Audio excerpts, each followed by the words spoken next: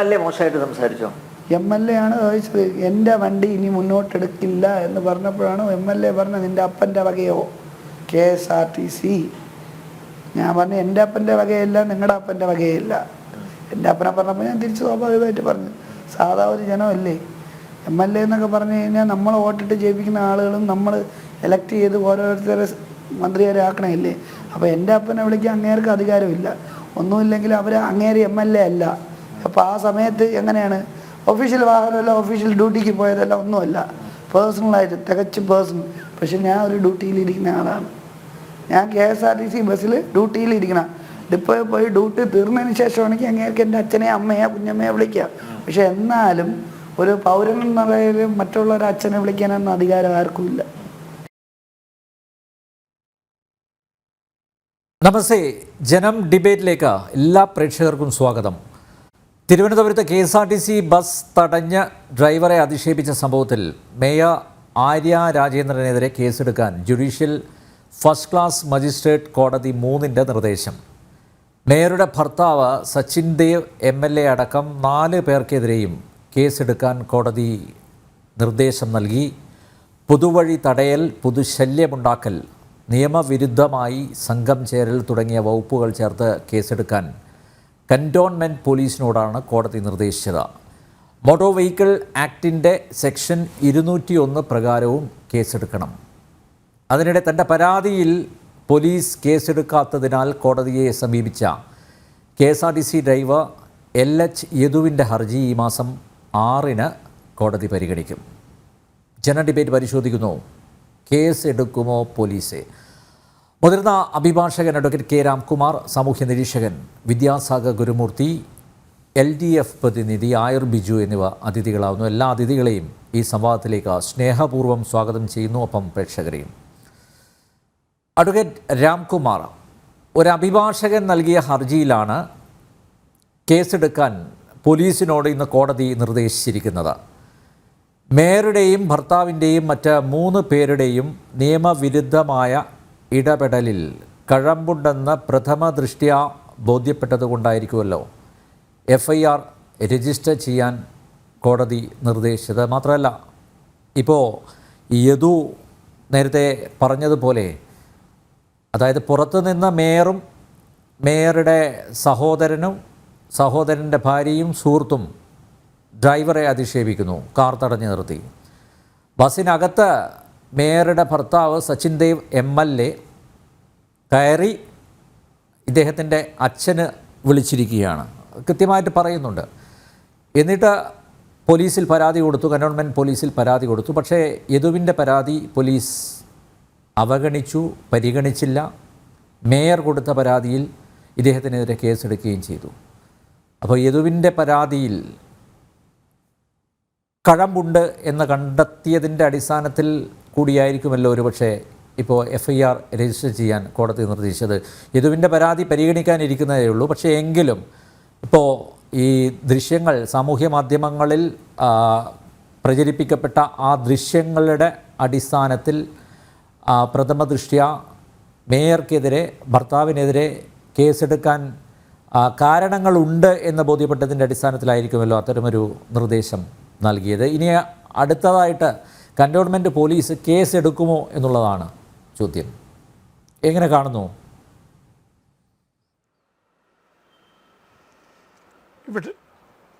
ഇവിടെ ദൃശ്യമാധ്യമങ്ങളിൽ വന്ന ദൃശ്യങ്ങൾ ശരിയാണെങ്കിൽ എൻ്റെ അഭിപ്രായത്തിൽ ഇന്ത്യൻ ശിക്ഷാ നിയമത്തിലെ 5 വകുപ്പുകൾ പ്രകാരമെങ്കിലും മേയർ കുട്ടിയും അവരുടെ ഭർത്താവിനെതിരെ കേസുകൾ കൊടുക്കണം. മേയർ എന്ന് പറഞ്ഞാൽ പബ്ലിക് സെർവൻ്റാണ്, പൊതുസേവകനാണ്.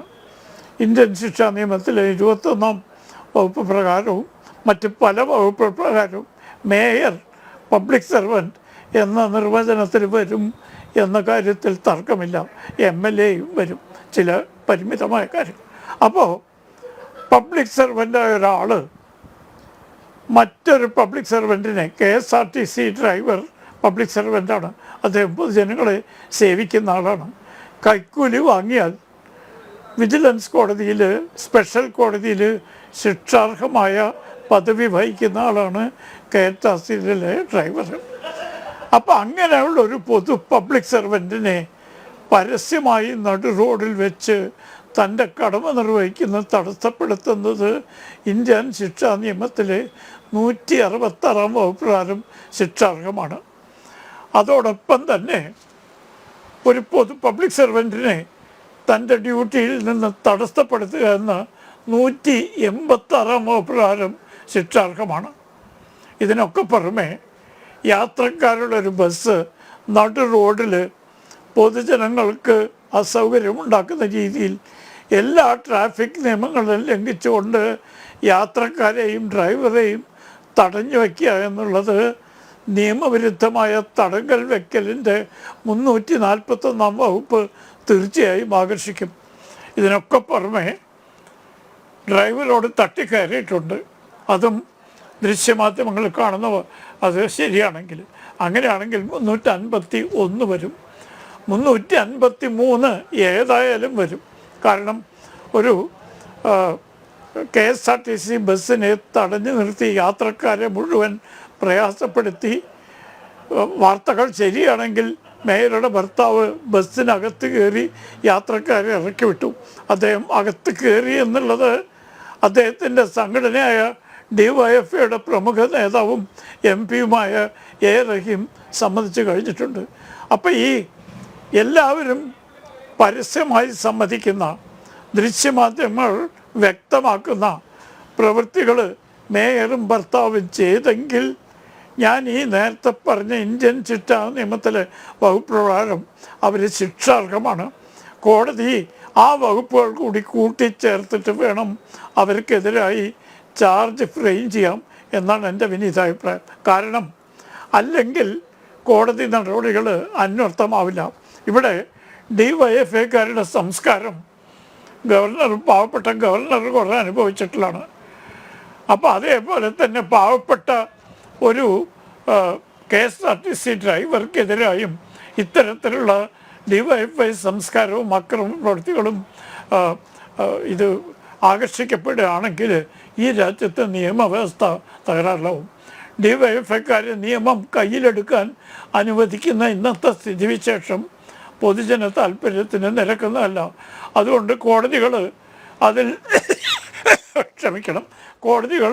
അതിലിടപെട്ടതിൽ അങ്ങേയറ്റം സന്തോഷമുണ്ട്. കോടതികളില്ലായിരുന്നെങ്കിൽ ഈ DYFIക്കാരുടെ അരാജകത്വം എന്താകുമായിരുന്നു എന്ന് കേരളത്തിലെ ജനങ്ങൾക്ക് ആലോചിക്കാവുന്നേ. തീർച്ചയായും മാതൃകാപരമായി ആകർഷിക്കപ്പെടുന്ന മോട്ടോർ വെഹിക്കിൾസ് ആക്ടിൽ 201 താരതമ്യേന നിസ്സാര വകുപ്പാണ്. ഞാൻ സൂചിപ്പിച്ച ഇന്ത്യൻ ശിക്ഷാനിയമത്തിൽ 5 വകുപ്പുകളും വ്യക്തമായി കുറ്റം ചെയ്തിട്ടുണ്ട് എന്ന് രേഖാമൂലമായ തെളിവ് കോടതിയിൽ ഹാജരാക്കാൻ പ്രോസിക്യൂഷൻ ഭാഗത്ത് സാധിക്കും എന്നാണ് ഞാൻ വിശ്വസിക്കുന്നത്. അങ്ങനെയാണെങ്കിൽ ഇതുപോലെ പരസ്യമായി തൻ്റെ അധികാര പരിധിയിലുള്ളൊരു നഗരത്തിൽ മേയറായിരിക്കുന്നൊരു വ്യക്തിയും ഭർത്താവും കൂടി മറ്റുള്ളവരുമായി ഗൂഢാലോചന നടത്തി ഇത്തരം അക്രമ പ്രവൃത്തികൾ ചെയ്താൽ മാതൃകാപരമായി അവരെ ശിക്ഷിക്കണം.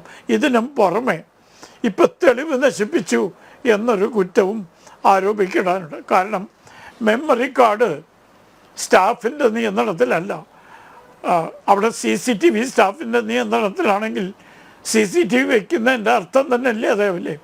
അതുകൊണ്ട് CCTV പ്രവർത്തിക്കുന്നത് ബസ്സിനകത്ത് എന്ത് ചെയ്യുന്നു, ഡ്രൈവറോ കണ്ടക്ടറോ അനുവദനീയമല്ലാത്ത എന്തെങ്കിലും കാര്യം ചെയ്യുന്നുണ്ടോ എന്നറിയാനാണ് CCTV. ആ CCTVയുടെ നിയന്ത്രണം ഹെഡ് ഓഫീസിലാണ്, ഡെപ്പോകളിലാണ്. ആ മെമ്മറി കാർഡ് പോയത് വളരെ സൂചനാർഹമായൊരു സംഭവ വികാസമാണ്. തെളിവ് നശിപ്പിക്കാൻ പരിശ്രമിച്ചതിൻ്റെ ഭാഗമാണ് മെമ്മറി കാർഡ് പോയത് എന്ന് കാണികൾക്ക് വ്യക്തമാണ്. അതിനകത്ത് എന്തെല്ലാം ഉള്ളികളികളുണ്ടെന്ന് നമുക്കറിയില്ല. ഇവിടെ നേരത്തെ ഞാൻ ആവർത്തിച്ച് പറഞ്ഞു, ദൃശ്യമാധ്യമങ്ങളിൽ വന്നത് ശരിയാണെങ്കിൽ വ്യക്തമായും ഈ 2 പേരും ഇന്ത്യൻ ശിക്ഷാ നിയമത്തിലെ വിവിധ വകുപ്പുകളും മോട്ടോർ വാഹന നിയമത്തിലെ വിവിധ വകുപ്പുകളും ലംഘിച്ചിട്ടുണ്ട്. ശിക്ഷാർഹമാണ്. 7 വർഷം വരെ തടവ് വിധിക്കാവുന്ന കുറ്റങ്ങൾ അവരുടെ പേര് ചുമത്താവുന്നതാണ്. അത് ചെയ്യണം. മാതൃകാപരമായി ഇതുപോലത്തെ അഹങ്കാര പ്രകടനങ്ങൾ മേലാൽ ഉണ്ടാകരുത്. പാവപ്പെട്ട KSRTC ജീവനക്കാർക്ക് ജീവിക്കാനുള്ള അവകാശമുണ്ട്, സ്വതന്ത്രമായി ജോലി ചെയ്യാനുള്ള അവകാശമുണ്ട്. അതാണ് ഇവിടെ ചോദ്യം ചെയ്യപ്പെടുന്നത്. താഴേക്കടയിൽ പദവി വഹിക്കുന്ന ആളുകളെ, ഉയർന്ന പദവി വഹിക്കുന്ന രാഷ്ട്രീയ സ്വാധീനമുള്ള ആളുകൾ കുതിര കയറുന്നത് കേരളത്തിൽ ഒരിക്കലും അനുവദിക്കാൻ പാടില്ല.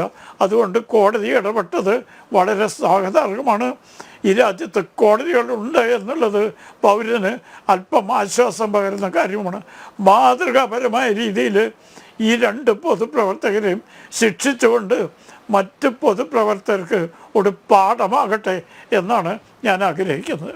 യെസ്, വിദ്യാസാഗർ ഗുരുമൂർത്തി, ദൃശ്യങ്ങൾ സത്യമാണ്, ദൃശ്യങ്ങൾ കളവ് പറയാറില്ല.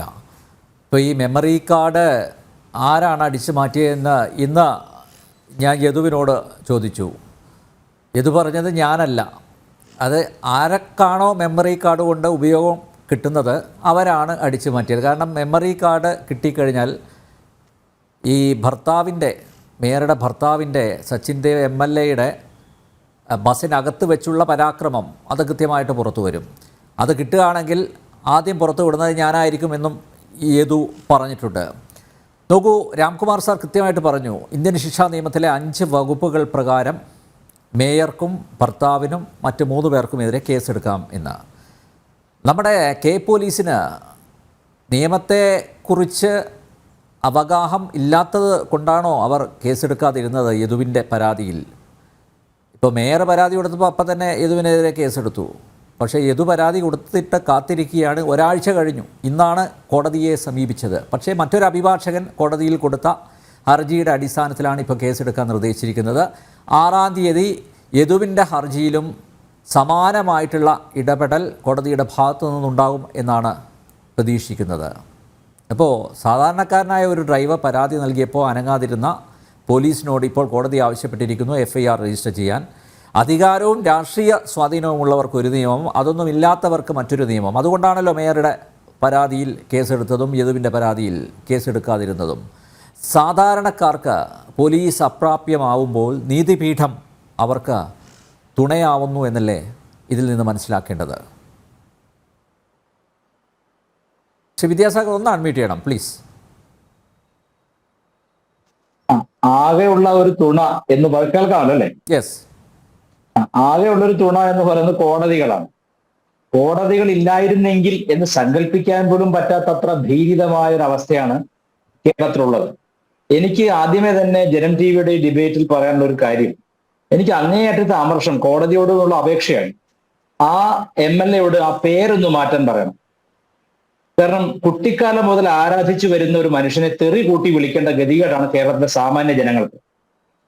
സച്ചിൻ ടെണ്ടുൽക്കർ എന്ന പേര് നമ്മൾ സച്ചിൻ എന്നാണ് വിളിക്കുന്നത്. സച്ചിൻ എന്ന് പറഞ്ഞ വ്യക്തിയുടെ മഹത്വം ആലോചിച്ച് നമ്മൾ കുട്ടിക്കാലം മുഴുവൻ ചെലവഴിച്ച നമുക്ക് ഇങ്ങനെ ഒരു ദുഷ്ടൻ ഈ പേരെടുത്തിടുമ്പോൾ ഉണ്ടാകുന്ന ഒരു അമർഷം കൂടി ഞാൻ അല്പം ഹാസ്യരൂപേണ പറയുകയാണ്. ഈ ഫുട്ബോളിൽ മാത്രമേ ഞാൻ നിന്നുള്ളൂ, ഞാൻ ഡിപ്പോയിലേക്ക് പോകാൻ വേണ്ടി ടിക്കറ്റ് എടുത്തു, എന്തൊക്കെ കള്ളത്തരങ്ങളാണ്. അപ്പൊ ഈ പറഞ്ഞ കള്ളത്തരങ്ങൾ മുഴുവൻ മെമ്മറി കാർഡ് പുറത്തു വന്നാൽ ഇല്ലാതാവും എന്നതാണ് ഇവരെ പേടിപ്പിക്കുന്ന കാര്യം. പോലീസ് വിചാരിച്ചാൽ 1 മണിക്കൂർ കൊണ്ട് ആ മെമ്മറി കാർഡ് എവിടെയാണോ ഉള്ളത് അവിടുന്ന് പൊക്കാൻ എളുപ്പമാണ്. പക്ഷെ പോലീസ് അങ്ങനെ വിചാരിക്കില്ല. കാരണം മെമ്മറി കാർഡിനകത്തുള്ളത് മുഴുവൻ ആര്യ രാജേന്ദ്രനും ആ തമ്പുരാട്ടിയുടെ എന്താ അവരെ വിളിക്കേണ്ടെന്ന് അറിയില്ല, അവർക്ക് എന്താ എപ്പോഴാണ് കോപം വരാന്നറിയില്ല, ആ ഹെർ ഹൈനസിന്റെ ഭർത്താവ് ഹിസ് ഹൈനസ് സച്ചിനും അവരുടെ ബന്ധുക്കളുമൊക്കെ എന്തൊക്കെ തെറികളാണ് യദുവിനെ പറഞ്ഞത്. എന്താണ് ഒരു ഏറ്റവും വലിയ തമാശ എന്ന് പറഞ്ഞാൽ, ദൃശ്യമാധ്യമങ്ങളിൽ മുഴുവൻ കാറ് കൊണ്ടുവന്ന് ഇടതുവശത്തൂടെ കൊണ്ടുവന്നിട്ട് ഒരു ബസ്സിനെ ഓവർടേക്ക് ചെയ്തിട്ട്, ഇടതുവശത്തു കൂടെ ഓവർടേക്ക് ചെയ്യുന്നത് നിയമപരമായി തെറ്റാണെന്ന് അറിയാം. ഇടതുവശത്തു കൂടെ ഓവർടേക്ക് ചെയ്തിട്ട് കുറുകെ കൊണ്ട് ഇട്ടിട്ടാണ് ഇവര് ഈ ഭീഷണിപ്പെടുത്തുന്നത്. ഞാൻ ആരാന്നറിയില്ലേ, ഞാൻ ആരാന്ന് എനിക്ക് അറിയാമോടാ എന്നൊക്കെ ഈ ഭാഷ സത്യത്തിൽ എനിക്ക് അത്ഭുതമൊന്നുമില്ല. കാരണം ഇത് എവിടുന്നാണ് ഈ ഭാഷയും നിഘണ്ടും ഒക്കെ കമ്മ്യൂണിസ്റ്റുകൾക്ക് കിട്ടുന്നത് എന്നുള്ളത് നമുക്കറിയാം. മൈക്ക് പറിച്ചു കളഞ്ഞിട്ട് മൈക്ക് ഓപ്പറേറ്റർ തെറി പറയുന്ന ഒരു മുഖ്യമന്ത്രിയുള്ള നാട്ടിൽ അവരുടെ ഭരണത്തിന്റെ തണലിൽ തഴച്ചു വളർന്ന ഇങ്ങനത്തെ ചെറിയ ചെറിയ കീടങ്ങൾക്കും ചെറിയ ചെറിയ ചെടികൾക്കൊക്കെ ഈ ധാർഷ്ട്യം അവരുടെ മുഖമുദ്രയാണ്.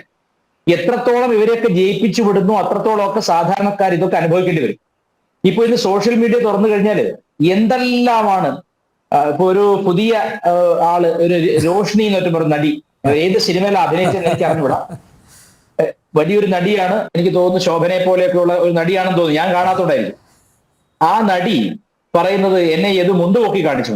റോക്കി ബായിയെ പോലെ ബസ് നടുവിൽ നിർത്തിയിട്ട് യദു ഇറങ്ങി വന്നിട്ട് അപ്പൊ അതിന്റെ ഒരു മെമ്മറി കാർഡ് കാണുമല്ലോ. ആ മെമ്മറി കാർഡ് കണ്ടാൽ അറിയാലോ യദു അങ്ങനെ മുണ്ടുപൊക്കി കാണിച്ചു. പിന്നെ KSRTC ഡ്രൈവർമാർക്ക് യൂണിഫോം ഇല്ല, അവർ മുണ്ടാണ് കൊടുക്കുന്നത്. ഇതിപ്പോ ഏതുപോലെ ആയെന്ന് വെച്ചാല് വീട് ഒഴിപ്പിക്കാൻ വേണ്ടിയിട്ട്, മോഹൻലാലിനെ വീട് ഒഴിപ്പിക്കാൻ വേണ്ടിയിട്ട് സൽമാൻ ചോളർക്ക് സമാധാന സിനിമയില് ബോംബെയിൽ നിന്ന് ശിവസേനക്കാരനാണെന്ന് പറഞ്ഞുകൊണ്ട് പിന്നെ തിലകനെ കൊണ്ടുവരും. അപ്പൊ തിലകൻ മോഹൻലാലിനോട് പറയും, മുംബൈയിലെ ശിവസേനക്കാർ മുണ്ടഴിച്ചിടുന്ന എന്റെ മുമ്പിൽ മാത്രമാണ്. അപ്പൊ മോഹൻലാൽ ചോദിക്കും, മുംബൈയിലെ ശിവസേനക്കാർ മുണ്ടാണ് കൊടുക്കുന്നത് എന്ന് ചോദിച്ചപ്പോൾ അതോടുകൂടി തിലകന്റെ ഗ്യാസ് പോകും. അതുപോലെയാണ് ഇപ്പൊ ആര്യ രാജേന്ദ്രൻ കൂട്ടരും പറയുന്നത്, ഇയാൾ മുണ്ടുപൊക്കി കാണിച്ചു, പിന്നെ അശ്ലീല. നോക്കൂ, സന്ദേശം എന്ന സിനിമ എത്രത്തോളം കാലങ്ങൾക്ക് മുമ്പേ സഞ്ചരിച്ചാണ്. ഒരു മനുഷ്യനെ തകർക്കണമെങ്കിൽ അവനെ പറ്റി കള്ളഗർഭത്തിന്റെ കഥ ഉണ്ടാക്കണം, അവൻ തെമ്മാടി എന്ന് പറഞ്ഞു വരുത്തണം, അശ്ലീല കഥ ഉണ്ടാക്കണം. ഇത് എത്രയോ കാലമായിട്ട് വിജയകരമായി പരീക്ഷിച്ചു വന്ന് പലരുടെയും ജീവിതം തകർത്ത ഒരു പാർട്ടിയാണ് CPIM. അതിൽ മെമ്പർഷിപ്പ് എടുത്തിട്ടുള്ള, അതിന്റെ പ്രത്യയശാസ്ത്രം ശരിയാണെന്ന് വിശ്വസിക്കുന്ന ഒരാളിൽ നിന്നും അടിസ്ഥാന ധാർമ്മിക മൂല്യം പ്രതീക്ഷിക്കുന്നതാണ് കേരളത്തിൽ ഏറ്റവും വലിയ തെറ്റ്. പിന്നെ യദു മുമ്പേ തന്നെ പറഞ്ഞൊരു കാര്യം എനിക്ക് ശ്രദ്ധിച്ചിരുന്നു, ഈ കാറ് മുമ്പിൽ വെച്ച് ഇങ്ങനെ ഉരുട്ടി ഇടിപ്പിക്കുന്ന വിധം. ഇത് സൂപ്പർ ഫാസ്റ്റ് ബസ്സാണ്, അതിന് വേഗം പോകണം, ഇവർ വഴി സൈഡ് കൊടുക്കുന്നില്ല. സൈഡ് കൊടുക്കാത്ത പോട്ടെ, അതൊക്കെ ആ ദൃശ്യങ്ങളൊക്കെ അത് കാണുമല്ലോ. സൈഡ് കൊടുക്കാത്ത പോട്ടെ, അതൊക്കെ കഴിഞ്ഞ് കുറുകെ ഇടതുവശത്തൂടെ കുറുകെ കൊണ്ടിട്ടിട്ട്, ഞാൻ ആരാന്നറിയില്ലേ, നിന്നെ എന്ത് ചെയ്യാൻ നീ കണ്ടോ, നിന്റെ ജോലിയുടെ അവസ്ഥ എന്താണെന്ന് കണ്ടോ. ഇങ്ങനെയുള്ള ധാർഷ്ട്യമൊക്കെ പഴയ ഹെഡ് കുട്ടമ്പിള്ളയുടെ മാതിരി ആ ഒരു മനസ്ഥിതി, ഫ്യൂഡലിസ്റ്റിക് മനസ്ഥിതിയിലാണ് കമ്മ്യൂണിസ്റ്റുകൾ ജീവിക്കുന്നതിന് തെളിവാണിത്. പിന്നെ ഒരു കാര്യം, ഒരു തർക്കമുണ്ടായാലും അവിടെ ഇവരെ ഒരു മേയർ എന്ന രീതിയിൽ ഉത്തരവാദിത്തപ്പെട്ട സ്ഥാനത്തിരിക്കുന്ന ഒരു പബ്ലിക് സെർവന്റ് എന്ന നിലയ്ക്ക് അവർ ഉപയോഗിക്കേണ്ട ഭാഷയും അല്ലെ അവർ ഉപയോഗിക്കേണ്ട രീതിയും ഒന്നുമല്ല ഉപയോഗിക്കുന്നത്.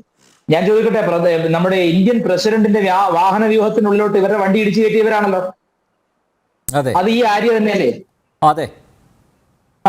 അപ്പോ നിയമലംഘനത്തിനെതിരെ ഘോരഘോരം പിന്നെ പ്രസംഗിക്കുന്ന പൊതിച്ചോർ സംഘടനയുടെ DYFIയുടെ നേതാക്കന്മാർ എന്താ പറയുന്നത്? ഇന്ത്യൻ പ്രസിഡന്റിന്റെ വാഹന വ്യൂഹത്തിനകത്തേക്ക് ഇടിച്ചു കയറാൻ പാടില്ല, അത് മേയർ, അത് ആ നിയമം അറിയാത്ത ആളല്ല. ഇതൊക്കെ ചെയ്തു കൂട്ടിയ ആര്യ രാജേന്ദ്രനാണ് ഇപ്പൊ പറയുന്നത് നിയമം ലംഘിച്ചു യദു പിന്നെ മെമ്മറി കാർഡ് മോഷ്ടിച്ചു. നോക്കൂ, ഒരാളെ തകർക്കാൻ അവനവൻ ചെയ്ത ഡ്രൈവ് ചെയ്യുമ്പോൾ ലൈംഗിക ചേഷ്ട കാണിച്ചു എന്നുള്ളതാണല്ലോ ഏറ്റവും വലിയ ആക്ഷേപം. നോക്കൂ, അല്ല ശരിയായിരിക്കാം, ഞാൻ പറയുന്നത് അത് ശരിയായിരിക്കാം. ഒരു പക്ഷേ അയാള് ഇടത്തേക്ക് എന്നുള്ള സിമ്പിൾ കാണിച്ചിരിക്കും. കേരളത്തിലെ ഏറ്റവും വലിയ അശ്ലീല ചേഷ്ട ഇടതുപക്ഷത്തേക്ക് എന്നുള്ള ആണല്ലോ. ഇടത്തേക്ക് തിരിക്കുന്നു എന്നൊട്ട് കാണിച്ചു കാണും കൈകൊണ്ട്. ഇടതുപക്ഷം എന്നതിനേക്കാൾ വലിയൊരു അശ്ലീല ചിഹ്നം ഞാൻ എന്റെ ജീവിതത്തിൽ കണ്ടിട്ടില്ല. ഇപ്പൊ ഇവരുടെ തന്നെ നേതാവായ ശശി പാർട്ടി ഓഫീസിലിട്ട് പെണ്ണു പിടിച്ചപ്പോ ഇവരെന്താ പറഞ്ഞേ? തീവ്രത കുറഞ്ഞ ഒരു പീഡനമായിരുന്നാണ് അല്ലേ? അതെ. ശശീന്ദ്രൻ പൂച്ചക്കുട്ടി, എന്താ മോളെ പൂച്ചക്കുട്ടി ഒരു കടി തരട്ടെ എന്നൊക്കെ ചോദിച്ചത് മന്ത്രി. അപ്പൊ ഇവരുടെ ആളുകൾക്കെല്ലാം ഈ ഞരമ്പിന്റെ അസുഖം ഉണ്ടെന്നുള്ളത് വളരെ അവർക്ക് തന്നെ അറിയാവുന്ന കാര്യമാണ്. അപ്പൊ അവരെന്ത് ചെയ്യും? അതേ രീതിയിൽ തന്നെ മറ്റുള്ളവർ പറയാം. ഒരു ഡ്രൈവർ ഇത്രയും ജനങ്ങളെയും കൊണ്ട് വണ്ടിയിൽ ടിക്കറ്റ് എടുത്ത് സഞ്ചരിക്കുന്ന ഇത്രയും ജനങ്ങളെയും കൊണ്ട് പോയൊരു ഡ്രൈവർ എല്ലാവരും കാണുക, KSRTC ഡ്രൈവർ. ഇത് എന്തിന്റെ പ്രശ്നം എന്ന് വെച്ചാൽ ഇയാള്, എനിക്ക് തോന്നുന്നത്, എനിക്കറിയില്ല, യദു ഒരു പക്ഷേ കോൺഗ്രസ്സുകാരനോ അല്ലെങ്കിൽ BJPക്കാരനോ ആയിരിക്കും. ഒന്നുമല്ല. വിദ്യാസാഗർ ഗുരുമൂർത്തി, ഇന്ന് ഞാൻ അരമണിക്കൂറോളം അദ്ദേഹമായിട്ട് സംസാരിച്ചു.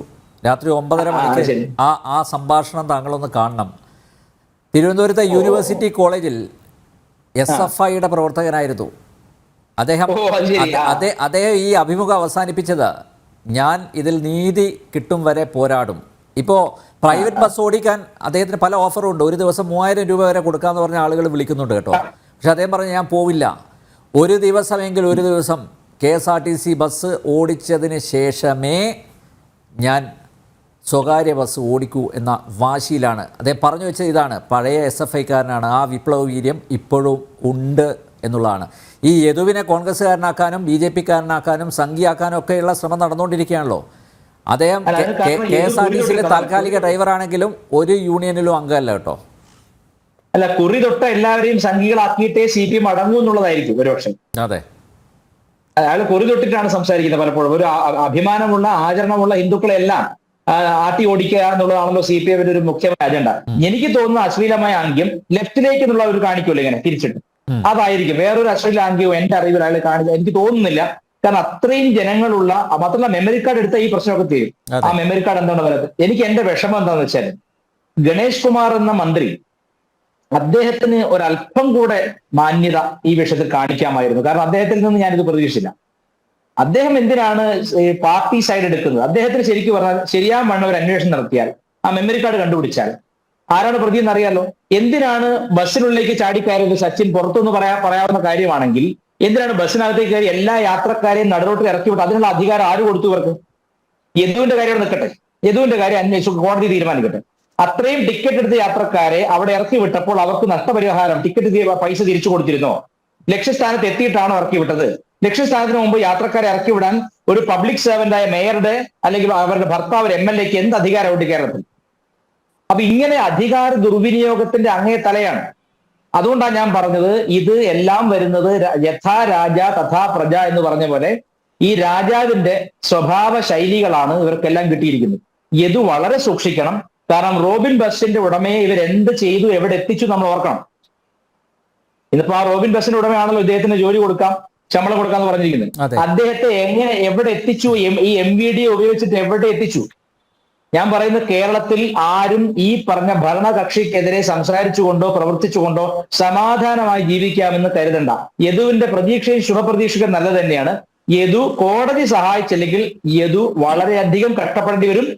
എന്തും സംഭവിക്കാം. യദുവിന് ജീവൻ വരെ നഷ്ടപ്പെട്ടേക്കാം. കാരണം മറുവശം നിൽക്കുന്നത് ലോകത്തെ ഏറ്റവും അധമന്മാരുടെ, ഏറ്റവും മോശപ്പെട്ട രീതിയിൽ പ്രതികരിക്കുന്നവരുടെ ഒരു സംഘടനയാണെന്നുള്ള കാര്യം മറന്നുപോരുത്. അതുമാണ് എനിക്കിപ്പോ ആദ്യത്തെ ഇത് പറയാനുള്ളത്.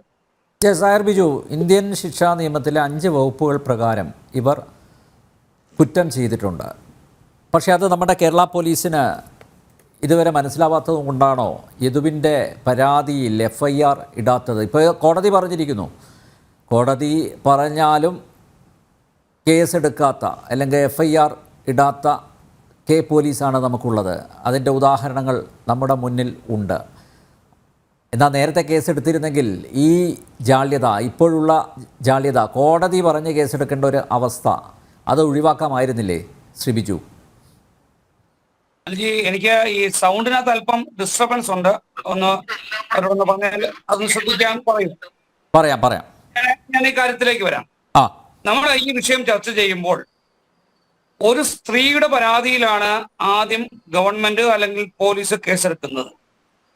ആ സ്ത്രീ അല്ലെങ്കിൽ 2 സ്ത്രീകൾ സഞ്ചരിച്ച ഒരു വാഹനത്തെ ഒരു സർക്കാർ വാഹനം ഉപയോഗിച്ച് അവരെ യാത്ര തടസ്സപ്പെടുകയും അതിലെ ഡ്രൈവർ ലൈംഗികമായ ചേതനയോടുകൂടി ലൈംഗികമായ ചേഷ്ടകൾ വരുന്ന തരത്തിൽ പ്രവർത്തിക്കുകയും ചെയ്യുമ്പോഴാണ് ഇവർ പ്രതികരിക്കുന്നത്. അവർ ചോദിക്കുന്നുണ്ട്, നിങ്ങൾ ഞങ്ങളോട് ഇത് കാണിച്ചാൽ സാധാരണക്കാരായ ജനങ്ങളോട് എന്ത് കാണിക്കും എന്ന് ചോദിക്കുന്നുണ്ട്. നിങ്ങൾ ആദ്യത്തെ വിഷ്വൽസ്, ജനം ടിവിയിലുള്ള ആദ്യത്തെ വിഷ്വൽസ് എടുത്ത് നോക്കൂ. എന്നോട് ഇതാണെങ്കിൽ, അതായത് ഒരു MLAയും അല്ലെങ്കിൽ ഒരു മേയറുമായ ഞങ്ങളോട് ഇതാണ് നിങ്ങൾ കാണിക്കുന്നതെങ്കിൽ സംസ്ഥാനത്തിലെ ജനങ്ങളോട്, സാധാരണക്കാരോട് നിങ്ങൾ എന്താണ് കാണിക്കുന്നതെന്ന് അവർ ചോദിക്കുന്നുണ്ട്. അവിടെ തന്നെ നമ്മൾ മനസ്സിലാക്കണം, ഏതെങ്കിലും ഇപ്പം ഗുരുമൂർത്തി പറഞ്ഞല്ലോ, ഇടത്തോട്ട് തിരിയുമ്പം കാണിച്ച അംഗം എന്താണ്, ഇടത്തോട്ട് സിഗ്നൽ കാണിച്ചാണെന്ന്. ഗുരുവിനോട് ഞാൻ ചോദിക്കട്ടെ, ഇടതുപക്ഷത്തേക്ക് പോകാൻ പട്ടം മുതൽ പ്ലാമൂട് വരെ അല്ലെങ്കിൽ പട്ടം മുതൽ പാളയം വരെ ഉള്ള സ്ഥലത്ത് എവിടെയാണ് സാർ ഇടത്തോട്ട് പോകാൻ സിഗ്നൽ കാണിക്കുന്നത്? നിങ്ങൾ എവിടുന്ന് കണ്ടുപഠിച്ചു ഇതൊക്കെ? നിങ്ങൾക്ക് എവിടുന്ന് കിട്ടുന്നു? ഞാൻ താങ്കൾ നാളെ രാവിലെ കൊണ്ടുപോകാം. കേശവദാസപുരത്ത് നിന്ന് ഈ പറയുന്ന നമ്മുടെ ഈ സ്ഥലം വരെ, എവിടെയാണ് നമ്മുടെ പാളയം കഴിഞ്ഞ് വരുന്ന സ്റ്റോപ്പ് വരെ, ഇവിടെ എവിടെയാണ് സാർ ഇടത്തോട്ട് സിഗ്നൽ കൈ കാണിക്കേണ്ടത്? ഇനി ആരാണ് സാർ ഈ കൈ കൊണ്ട് സിഗ്നൽ കാണിച്ച് വണ്ടി ഓടിക്കുന്നത്? അതൊക്കെ പഴയ കഥയല്ലേ. ഇതൊന്നും കേട്ടാലേ പൊതുസമൂഹം അത് വിശ്വസിക്കും എന്ന് താങ്കൾ ചിന്തിക്കരുത്. അല്ല ശ്രീ ആയുർ ബിജു, ഇപ്പൊ ഒരാഴ്ച കഴിഞ്ഞു. ഈ എന്താണ് ഈ ലൈംഗിക ചേഷ്ട? അത് പറയേണ്ടത് മേയറല്ലേ? അല്ലേ മേയറുടെ കാറിലുണ്ടായിരുന്ന ആ സ്ത്രീയല്ലേ? ഈ ലൈംഗിക ജ്യേഷ്ഠ എന്ന് പറയുന്നു. എന്താണ് അവർ ജ്യേഷ്ഠ കൊണ്ട് അർത്ഥമാക്കുന്നത്? അത് പറയണ്ടേ? എന്നെ എന്ത് ഗോഷ്ഠി കാണിച്ചു, അല്ലെ എന്ത് അംഗവിക്ഷേപം കാണിച്ചു എന്ന് പറയാനുള്ള ബാധ്യത മേയർക്കോ അല്ലെങ്കിൽ മേയറുടെ കൂടെ കാറിൽ സഞ്ചരിച്ച സ്ത്രീക്കോ ഇല്ലേ? അല്ല, ഞാൻ ചോദിക്കട്ടെ, എന്തുകൊണ്ട് ഇപ്പൊ നിങ്ങൾ ഈ പറയുന്ന ഞങ്ങളുടെ MLA-യോ ഞങ്ങളുടെ മേയറോ വാഹനത്തെ തടസ്സപ്പെടുത്തിയിട്ടില്ല? കേൾക്കൂ. അവിടെ ഈ മേയറുടെ വണ്ടി ഓടിച്ചിരുന്ന ഒരു വ്യക്തി, അതിലിപ്പോ എക്സോർബി ആരായിരിക്കാം, അദ്ദേഹത്തിന് സഹോദരനായിരിക്കാം, മറ്റൊരു ഡ്രൈവർ ആയിരിക്കാം, അദ്ദേഹമാണ് ഈ കുറ്റകൃത്യത്തിൽ ഏർപ്പെട്ടിരിക്കുന്നത്. അവിടെ ഞങ്ങളുടെ മേയർ എന്ത് ചെയ്തു, അല്ലെങ്കിൽ ഞങ്ങളുടെ MLA എന്ത് ചെയ്തു? നിങ്ങൾ എന്തുകൊണ്ട് ആ കാര്യം കാണുന്നില്ല? ഇനി നിങ്ങൾ ഈ പറയുന്ന കാര്യങ്ങൾ അല്ല ഒരു കാര്യം, മേയർ ചെയ്ത കുറ്റം എന്താണെന്ന് മനസ്സിലായില്ലേ താങ്കൾക്ക്? അല്ലല്ല, മേയർ അല്ലല്ലോ സാർ, അല്ലല്ല, ഈ വാഹനത്തിന് മുന്നിലേക്ക് വാദം ദുർബലമാണ് ആയുർബിജു. ആ വാദം ദുർബലമാണ്. സംഘടിതമായി അതായത് സംഘടിതമായിട്ടല്ലേ ഇവർ ആ ബസ് തടഞ്ഞതും KSRTC ബസ് തടഞ്ഞതും മേയർ അധിക്ഷേപിക്കുന്നത് സംഘടിതമായിട്ടല്ലേ? അപ്പൊ പിന്നെ മേയറെ മാറ്റി നിർത്തണം, ആ ഡ്രൈവർ മാത്രമാണ് കുറ്റക്കാരെന്ന് പറയാൻ പറ്റില്ല? അല്ല, ഞാനും ഒന്ന് പറയട്ടെ, നിങ്ങൾ ചർച്ച കാണുന്ന പ്രേക്ഷകരുണ്ടല്ലോ, അവർക്കും ഇത് ബോധ്യമാകണമല്ലോ. ഈ മേയറുടെ വണ്ടി ഓടിച്ചിരുന്ന മേയറോ MLA-യോ ആയിരുന്നില്ല, മറ്റൊരു വ്യക്തിയാണ്. ആരാകട്ടെ, അദ്ദേഹം തെറ്റ് ചെയ്തിട്ടുണ്ടെങ്കിൽ ഞങ്ങൾ പറയുന്നു അദ്ദേഹത്തിന് നടപടിയെടുക്കണം. അതിലേക്ക് നിങ്ങൾ വരൂ.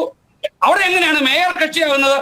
മേയർ ഇറങ്ങിയതിനു ശേഷം ചോദിക്കുന്നു, നിങ്ങൾ ഇത്തരത്തിലുള്ള ചേഷ്ടകൾ കാണിക്കുന്നത് കേരളത്തിലെ പൊതുസമൂഹത്തിന് മുന്നിൽ തെറ്റാണ് എന്ന് പറഞ്ഞാൽ ഞങ്ങൾ അതിനെ അംഗീകരിക്കും. ഇനി കോടതി പറയട്ടെ. നേരത്തെ ബഹുമാനായ രാംകുമാർ സാർ ചില കാര്യങ്ങൾ പറഞ്ഞു. 5 വകുപ്പുകൾ, ഈ 5 വകുപ്പുകളിലൊന്നും ഞങ്ങളുടെ മേയറും MLA-യും വരുന്നില്ലെന്നേ. ആ വണ്ടി ഓടിച്ച ഡ്രൈവർ അദ്ദേഹമാണ് കുറ്റക്കാരനെങ്കിൽ, അദ്ദേഹം തെറ്റിയിട്ടുണ്ടെങ്കിൽ നമുക്ക് അന്നേരം ആലോചിക്കാം. ഇനി നിങ്ങൾ ഈ പറയുന്ന മെമ്മറി കാർഡും അല്ലെങ്കിൽ വിഷ്വൽസും ഒക്കെ വരട്ടെ എന്നേ.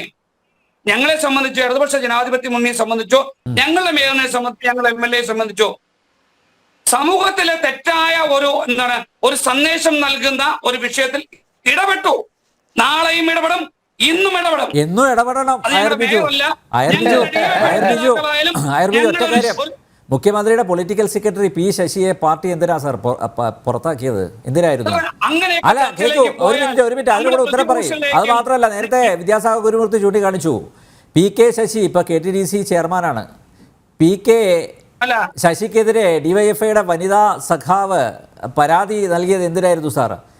ഇപ്പോൾ ഇതാ കേരള ബാങ്കിന്റെ ചെയർമാൻ ഗോപി കോട്ടമുറിക്കലിനെതിരെ പാർട്ടി എന്തിനാ സാർ നടപടിയെടുത്തത്? പിന്നെ എത്ര DYFI നേതാക്കന്മാർ, അതായത് കൊറോണ കാലത്ത് ആംബുലൻസിൽ യുവതിയെ പീഡിപ്പിക്കുന്നു, ഇവിടെ ICUവിൽ യുവതിയെ പീഡിപ്പിക്കുന്നു, പിന്നെ ഒളിഞ്ഞു നോട്ടം, ഇങ്ങനെയുള്ള കുറ്റകൃത്യങ്ങളിലൊക്കെ പെടാത്ത DYFIക്കാരുണ്ടോ CPM-കാരുണ്ടോ സാർ?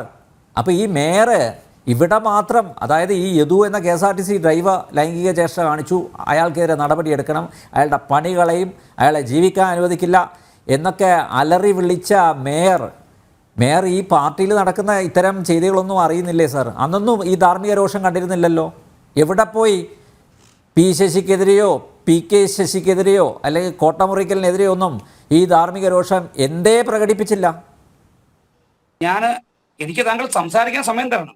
താങ്കളുടെ ചോദ്യം കൃത്യമാണ്, ചോദ്യത്തിന് മറുപടി കൂടെ വേണം. സമയം തരണം. ഞാൻ ചോദിക്കട്ടെ, നിങ്ങൾ ഈ പറഞ്ഞ ചോദ്യം അനുസരിച്ചാണെങ്കിൽ ഇന്ത്യ മഹാരാജ്യത്തിൽ ഉൾപ്പെടെ പല MP-മാർക്കെതിരെയും പല MLA-മാർക്കെതിരെയും ലൈംഗിക ആരോപണങ്ങൾ ഉണ്ടായപ്പോൾ അതിൽ എന്തായിരുന്നു BJP-യുടെ നിലപാടെന്ന് ഞാൻ ഈ BJP-യുമായി ബന്ധപ്പെട്ട് ചർച്ചയിലിരിക്കുന്ന ആ ഗുരുമൂർത്തിയോട് ചോദിക്കുന്നു. താങ്കളോടല്ല എന്റെ ചോദ്യം. ബ്രിജ്ഭൂഷന്റെ കേസിൽ എന്ത് നിലപാടെടുത്തു? മണിപ്പൂരിൽ എന്ത് നിലപാടെടുത്തു? അതൊക്കെ അങ്ങ് വിടാം. നമുക്ക് വീണ്ടും ഈ വിഷയത്തിലേക്ക് തിരിച്ചു വന്നാൽ, ഒരു സ്ത്രീ എന്നെ ലൈംഗികമായ ചേഷ്ടയോടുകൂടി ഒരു വ്യക്തി ആക്ഷേപിച്ചു എന്നൊരു പരാതി കൊടുത്താൽ എടുക്കണം. അതിന് പരമ്പരായികൾ, അതിന് നിലപാടുകൾ, അതിന് വിഷ്വൽസ്, അതിന് തെളിവുകൾ സഹിതം കേസ് വരുമ്പോൾ നമ്മൾക്ക് ആലോചിക്കാമെന്ന്. മെമ്മറി അപ്പോൾ കാർഡ് നിങ്ങൾ എവിടെ പോയി ചോദിക്കും, ആയർ ബിജു? എന്തുകൊണ്ട് യദുവിന്റെ മെമ്മറി കേസിൽ കാർഡ് എവിടെ? കേസെടുത്തില്ല? മെമ്മറി കാർഡ് എവിടെ പോയി? അത് പറ. മെമ്മറി കാർഡ് എവിടെ പോയി? ഞാൻ വരാം, അപ്രത്യക്ഷമായോ? വരാം സാർ. നമ്മുടെ എന്തുകൊണ്ട് യദുവിന്റെ കേസ് സെക്രട്ടേറിയറ്റിൽ നിന്ന് നിങ്ങൾ ഫയലുകളൊക്കെ ചോദിച്ചാൽ കത്തിപ്പോയതുപോലെ ഈ മെമ്മറി കാർഡിന് എന്ത് സംഭവിച്ചു? അത് പറയാനുള്ള ബാധ്യതയില്ലേ സാർ? തീർച്ചയായിട്ടും ഞാൻ പറയും, ഞാൻ അതിലേക്ക് വരുന്നു. ആ. യദുവിന്റെ കേസിൽ എന്തുകൊണ്ട് കേസെടുത്തില്ല എന്ന് പറഞ്ഞാൽ, ആ കള്ളൻ ആദ്യം പോയി കേസ് കൊടുത്താൽ ആ കേസ് എടുക്കാൻ പറ്റില്ല. നമ്മൾക്കറിയാലോ, 13 മിനിറ്റ് ഒരു വ്യക്തിയെ, ഒരു സ്ത്രീയെ നോക്കിയിരുന്നാൽ പോലും കേസെടുക്കുവാൻ നിയമമുള്ള ഇന്ത്യ മഹാരാജ്യത്താണ് നമ്മൾ ജീവിക്കുന്നത്. അപ്പോൾ ഒരു സ്ത്രീ കേസ് കൊടുത്താൽ ആ കേസ് എടുക്കും. കള്ളൻ നിങ്ങൾ ഇതുമല്ല, അതിൽ ആറ്റുകാൽ പോകും. പൊങ്കാലയ്ക്ക് ശേഷം ശുചീകരണ പ്രവർത്തനം നടത്തിയെന്നൊക്കെ തട്ടിവിട്ട് ലക്ഷക്കണക്കിന് രൂപ മുക്കിയതൊക്കെ നമ്മുടെ മുമ്പിലുണ്ട് കേട്ടോ. അതുകൊണ്ട് ഈ യദു എന്ന് പറയുന്ന പാവപ്പെട്ട KSRTC ഡ്രൈവർ കള്ളനാണ്, ക്രിമിനലാണ് എന്ന് പറയുന്നവ യഥാർത്ഥ ക്രിമിനലുകളെ തിരിച്ചറിയും ആയർ ബിജു. ഈ ഒരു സംഭവം വന്നതിന് ശേഷം, സംഭവം ഉണ്ടായതിനു ശേഷം കൃത്യമായിട്ട് ബോധ്യപ്പെടുന്നുണ്ട്. ഇത് കാണുന്നവർക്ക് നിങ്ങളൊന്ന് ആലോചിച്ച് നോക്കൂ. ആയർ ബിജു ഇടതുപക്ഷത്തുള്ള താങ്കളെ പോലുള്ള കുറെ ആളുകൾ ഈ മേയറെയും അവരുടെ ഭർത്താവ് MLA-യെയും പിന്തുണയ്ക്കുന്നു എന്നല്ലാതെ മറ്റാരുണ്ട് സാർ? നിങ്ങൾ ഈ സാമൂഹ്യ മാധ്യമങ്ങളിലൂടെയുള്ള പ്രതികരണങ്ങളെങ്കിലും ഒന്ന് കാണൂ. സാമൂഹ്യ മാധ്യമങ്ങളിലൂടെയുള്ള പ്രതികരണങ്ങൾ, അവർ ആർക്ക് അനുകൂലമായിട്ടാണ് നിലപാട് എടുത്തിരിക്കുന്നത്? കേരളത്തിലെ ബഹുഭൂരിപക്ഷം ജനങ്ങളും പൊട്ടന്മാരാണെന്നാണ് താങ്കൾ പറഞ്ഞു വരുന്നത്. കോടതിയിലേക്ക് പോകും. കോടതി പോയല്ലോ. കോടതി പോയപ്പോഴാണല്ലോ ഇപ്പൊ കോടതിയാണല്ലോ ഡയറക്ഷൻ കൊടുത്തിരിക്കുന്നത് പോലീസിനോട് കേസെടുക്കാൻ. കന്റോൺമെന്റ് പോലീസിനെ ഇതുവരെ എന്തുകൊണ്ട് രാംകുമാർ സാറ് പറഞ്ഞ വകുപ്പുകളെ കുറിച്ച് അവർക്ക് അറിയാത്തതുകൊണ്ടാണോ? പോലീസ് നിഷ്പക്ഷമായി പ്രവർത്തിക്കണം സാർ. പോലീസ് നിഷ്പക്ഷമായി പ്രവർത്തിക്കണം. ഒന്ന് അനുവദിക്കുമെങ്കിൽ, അല്ല താങ്കളൊന്ന് അനുവദിക്കുമെങ്കിൽ രാംകുമാർ സാർ പറഞ്ഞിടത്തേക്ക് ഞാൻ വരാം.